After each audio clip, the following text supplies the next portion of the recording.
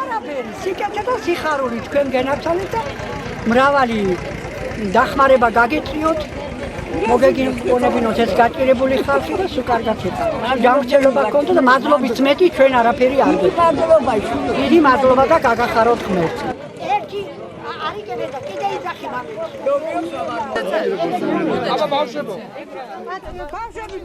მოკლედ დღეს გადავწყვეტეთ სოფელ კრონლევის ჩამოსვლა ჰუმანიტარული დახმარებით. ეს გადავწყვეტეთ იმიტომ, რომ ეს არის საზღვრისპირა რეგიონი, სადაც კონფლიქტური ზონაა. და შესაბამისად ასევე მინდა ვთქვა ისიც, რომ არის არაპოპულარული ადგილი, ბევრი არ ინტერესდება, არ უჩნდება ცორული რატომღაც ამ მცირე მოსახლეობაზე იმუშაონ, მაგრამ გაჭირვება ისევე მაღალია როგორც სხვა ადგილებში.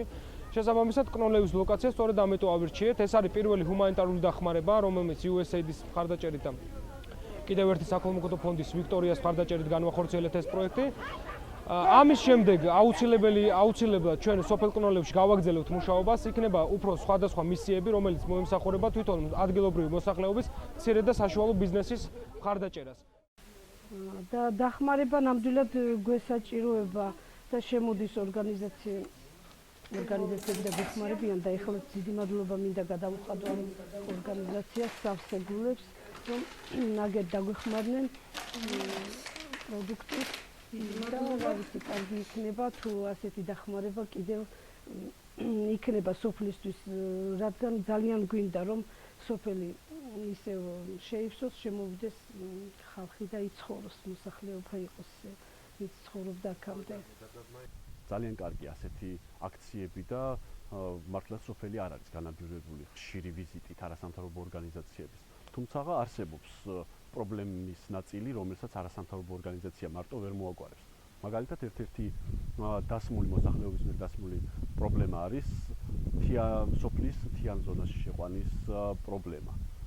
რატომ უნდა იყოს სოფელი მთიან ზონაში? პირველ რიგში სამი მხრიდან სოფელს ესაზღვრება ოკუპირებული ტერიტორიები, მართლმსაერთით არის შემოღობილი.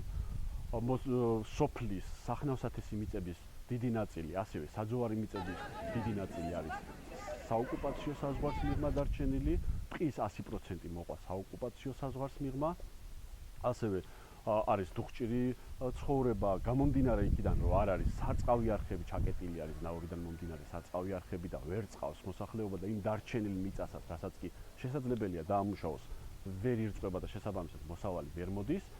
ამიტომაც ძალიან წარადგებოდა სოფელს თუ კი მიიღებდა მაღალმთიანი სოფლის სტატუსს.